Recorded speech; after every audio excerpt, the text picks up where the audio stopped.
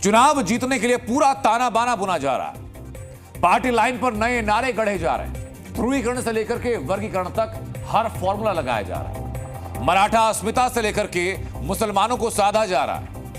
महाराष्ट्र की राजनीति में रणनीति बनाने के दो धुर साफ है। एक धड़ा जो मुसलमानों का वोट चाहता है, तो एक धड़ा जो हिंदुत्व को उधार देता है। लेकिन मुसलमानों के रहनुमा बनने का दावा ठोकने वाली पार्टियां मुसलमानों की कितनी सगी हैं, आज उसी का रियलिटी चेक हम करने जा रहे हैं।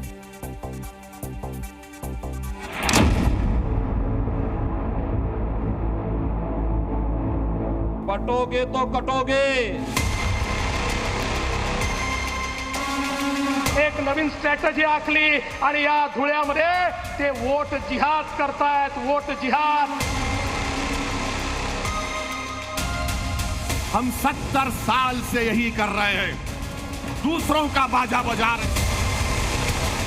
एक है तो सेम है।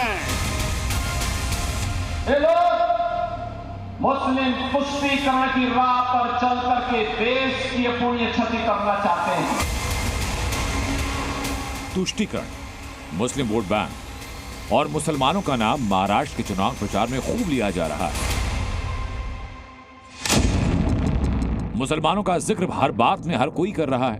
जो मुसलमानों के वोटों पर आश्रित है वो भी, और जो नहीं है वो भी।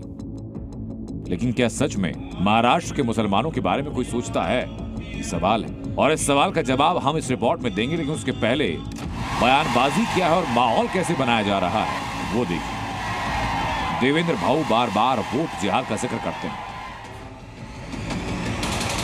जर ते वोट जिहादचा नारा देत असतील तर वोटांचं धर्मयुद्ध आम्हाला करता येतं। वोटांचं धर्मयुद्ध पुकारा। तो असदुद्दीन ओवैसी उन्हें ललकार रहे हैं। फडणवीस को मालूम हो जाए कि भिवंडी दिवस में क्या चलेगा, पतंग चलेगी, पतंग चलेगी। कांग्रेस को वोट देंगे ना मेरे भाई।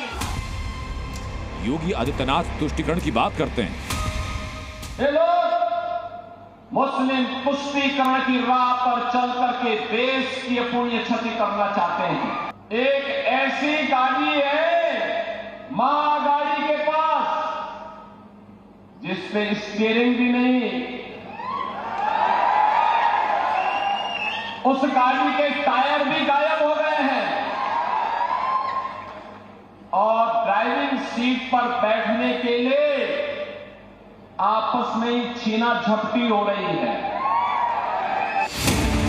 तो दूसरी तरफ मुसलमानों के हित की बात करने में ओवैसी सबसे आगे हैं। हम 70 साल से यही कर रहे हैं, दूसरों का बाजा बजा रहे हैं, दूसरों के लिए नाच रहे हैं। मगर जब हमको बताया जाता है कि देखो तुम्हारे पास तुम्हारे घर नहीं है, तुम्हारा बच्चा जेल में है, नहीं नहीं हमने वोट डाल दिया। अरे किसको डाला तुमने वोट? और बयानबाजी से इतर महाविकास अघाड़ी को मिला उलेमा बोर्ड का साथ, जो अपनी शर्तों के बदले मुस्लिम वोट दिलवाने की बात कर रहा है। कुल मिलाकर महाराष्ट्र के मुख्य तौर पर तीन किरदार आमने सामने हैं। तुष्टीकरण और मुस्लिम वोट बैंक के नाम पर महाविकास अघाड़ी, दूसरी तरफ महायुति गठबंधन और तीसरी तरफ असदुद्दीन ओवैसी। मुसलमानों के वोट के सहारे जीत की राह तय करने के लिए सपना तो कई पार्टियां देख रही हैं, लेकिन सवाल ये कि इन पार्टियों ने असल में मुसलमानों को तरजीह कितनी दी? एक है तो ये रजाकारों के वंशज हैं, ये उनके वारिस है। एक रहेंगे तो नेक रहेंगे का नारा देने वाली पार्टी बीजेपी ने महाराष्ट्र के चुनाव में मुसलमान उम्मीदवार नहीं उतारे। अजित पवार की एनसीपी की तरफ से सिर्फ 5 मुस्लिम उम्मीदवार मैदान में हैं, तो शिंदे गुट की शिवसेना ने 1 मुस्लिम उम्मीदवार को टिकट दिया। महाविकास अघाड़ी की बात करें तो कांग्रेस ने 8 मुस्लिम उम्मीदवारों पर भरोसा जताया। शिवसेना उद्धव ने 1 भी मुस्लिम उम्मीदवार नहीं उतारा। शरद गुट ने भी महज 1 मुस्लिम उम्मीदवार को मैदान में उतारा। इसमें सबसे ज्यादा मुस्लिम उम्मीदवार खड़े किए एआईएमआईएम ने। 16 सीटों पर चुनाव लड़ रही एआईएमआईएम ने 16 की 16 सीटों पर मुसलमानों को टिकट दिया। लेकिन ओवैसी साहब मुसलमानों के हक की आवाज उठाते हैं, संविधान की बात करते हैं। उन्होंने भी एआईएमआईएम के खिलाफ मैदान में उतरने वाले मुस्लिम कैंडिडेट को गद्दार की उपाधि दी। ये लोग मीर जाफर और मीर सादिक के एजेंट है, याद रखिए। अब आप ये तय कीजिए कि महाराष्ट्र में मुसलमानों का रहनुमा है कौन? दोनों ही पार्टियां विनेबिलिटी को जो है अपना बेसिक मुद्दा बना के चलती हैं और इसी बुनियाद पर जो है वो न मुसलमानों को न यहाँ टिकट मिलता है न वहाँ टिकट मिलता है। नेता मंच से मुसलमान के हितों की बात करते हैं, खुद को मुसलमानों का हितैषी बताते हैं, लेकिन आंकड़े कहते हैं कि महाराष्ट्र में टिकटों के हिसाब से मुसलमानों की हिस्सेदारी नाम मात्र है। ऐसे में मुसलमान अपना माने किसे माने, वोट दें तो किसे दें? मुसलमानों के लिए यही एक भारी धर्म संकट पैदा हो चुका है। महाराष्ट्र में मुसलमानों के भारी धर्म संकट पैदा हो चुका है। मुसलमानों के वोट के सहारे पार्टियां महाराष्ट्र चुनाव में जीत का सपना तो देख रही हैं, लेकिन मुस्लिम कैंडिडेट्स पर पार्टियों को भरोसा नहीं रह गया। महाराष्ट्र में कुल 288 सीटें हैं। इनमें से 157 सीटें ऐसी जहां एक भी मुस्लिम उम्मीदवार नहीं है, 50 सीटें ऐसी जहां सिर्फ एक मुस्लिम उम्मीदवार। कुल 420 मुस्लिम कैंडिडेट्स में से 218 इंडिपेंडेंट। मुसलमानों पर पॉलिटिकल पार्टीज ने भरोसा नहीं जताया, लेकिन आंकड़े तो यह बताते हैं कि महाराष्ट्र की 120 सीटें ऐसी जहां मुसलमानों के भरोसे ही चुनाव जीता जा सकता है और 60 सीटें ऐसी हैं जहां 15% से ज्यादा मुस्लिम वोटर हैं। 38 सीटों पर 20% से ज्यादा वोटर हैं, जबकि 9 सीटें ऐसी हैं जहां पर 40% से ज्यादा वोटर हैं और 5 सीटें ऐसी हैं जहां मुसलमानों का वोट प्रतिशत 50% से भी ज्यादा है। ये आंकड़े आपने देखे। इन आंकड़ों के बाद इस सवाल उठता है कि जो पार्टियां मुसलमानों का वोट मांगती हैं, वो टिकट क्यों नहीं दे रही? कुछ तस्वीरें दिखाता हूं मैं आपको क्योंकि ये बात हमने महाराष्ट्र मुसलमानों से पूछी, तो आप सुनिए जरा क्या कहा उन्होंने। मुसलमानों के साथ तो बहुत ज़्यादा नाइंसाफ़ी हुई है। मुसलमानों का वोट तो चाहिए, लेकिन उम्मीदवारी क्यों नहीं दे रहे हैं मुसलमानों को? इसलिए मुसलमान नाराज़ तो है, लेकिन विकल्प कुछ नहीं है। मुसलमानों को हिस्सेदारी देना चाहिए। जो मेन स्ट्रीम की पार्टियां हैं वो अगर नुमाइंदगी देंगी तब तो बात समझ में आती है। तो वो नज़रअंदाज करेंगे तो इंडिपेंडेंट लोग अगर खड़े होते हैं किसी वजह से तो वो काउंट नहीं किया जा सकता। देश के अंदर मुसलमान बराबर का हिस्सेदार है, किराएदार नहीं है। सब हमको सिर्फ जो है इस्तेमाल करते हैं। इलेक्शन जब आता है हमको लॉलीपॉप देते हैं, चॉकलेट देते हैं, हम तुमको ऐसा करेंगे वैसा करेंगे कहते हैं। 5 साल निकल जाते हैं, उसके बाद और कोई दूसरा नया चॉकलेट लेके आते हैं, फिर वो चॉकलेट देने का काम करते हैं। तो मुसलमानों का वोट तो सब मांग रहे हैं, लेकिन मुसलमानों को आज तक सियासतदानों ने दिया क्या, उसका अंदाजा इनकी बातों से हो गया। अब कुछ और आंकड़े में दिखाने जा रहा हूं आपको। आंकड़े जरा देखिए आप।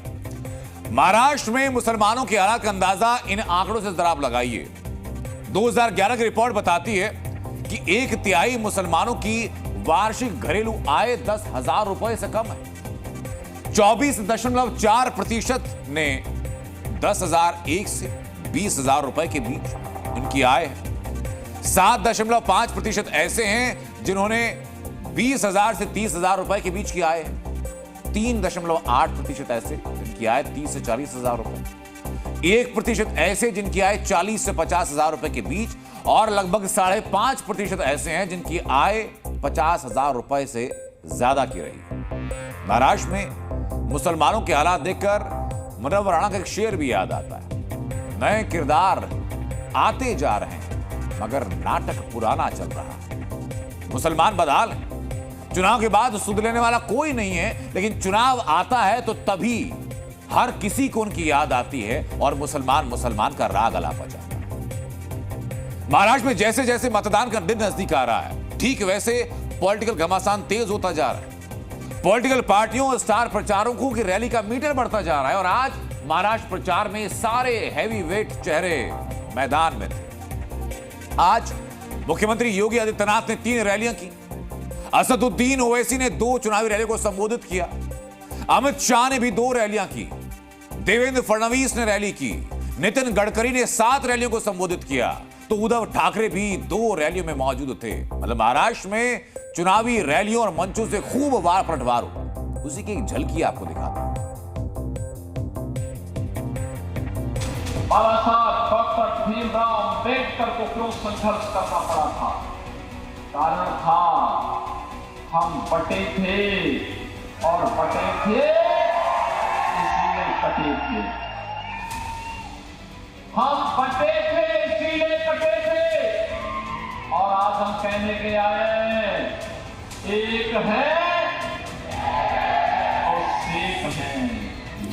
उद्धव ठाकरे ने खड़े होकर ये बयान दिया एसएम महाराष्ट्र की विधानसभा में कि हमारे पार्टी के ही मेंबर्स ने 6 दिसंबर के दिन बाबरी मस्जिद को तोड़ा और हमको इसका फख्र है। मेरे हैदराबादी भाई, उधर ही रहना, इधर को मत आना। ये देवेंद्र फडणवीस आजकल रातों में भी मेरा वजीफा पढ़ रहे हो ना। अब बोल रहे हो ओवैसी तुम हैदराबाद से आए, हैदराबाद चले जाओ। देवेंद्र फडणवीस तुम समझो इस बात को, तुम अपने दिमाग से निकाल दो इस बात को कि फडणवीस बड़ा है, ओवैसी छोटा है। फडणवीस ऊंची कुर्सी पे बैठेगा, ओवैसी नीचे बैठेगा। नहीं फडणवीस, ये तुम्हारी दिमाग की गलती है। गाड़ी का खेमा जो औरंगजेब फैन क्लब है, औरंगजेब फैन क्लब है, और दूसरा महायुति का खेमा जो छत्रपति शिवाजी महाराज और सावरकर जी के सिद्धांतों पर चले। वारिस पठान इंशाल्लाह कामयाब हो गए तो सबसे ज्यादा तकलीफ जिस्म के उस हिस्से में किसी को होगी तो देवेंद्र फडणवीस को होगी। और जिहाद हुआ, और जिहाद हुआ। राहत इंदौरी ने अच्छा कहा था देवेंद्र फडणवीस के बारे में, शायद अब के जो फैसला होगा वो यहीं पर होगा। हमसे अब दूसरी हिजरत नहीं होने वाली। उद्धव जी सत्ता के लिए सारे बाला साहब के पूरे सिद्धांत भूल कर बैठे। महाराष्ट्र को लव जिहाद, लैंड जिहाद और टेक कार्ड जिहाद का एक नया अड्डा अपनाने वाला महाअनाड़ी गठबंधन आपके सामने है। जी न्यूज़।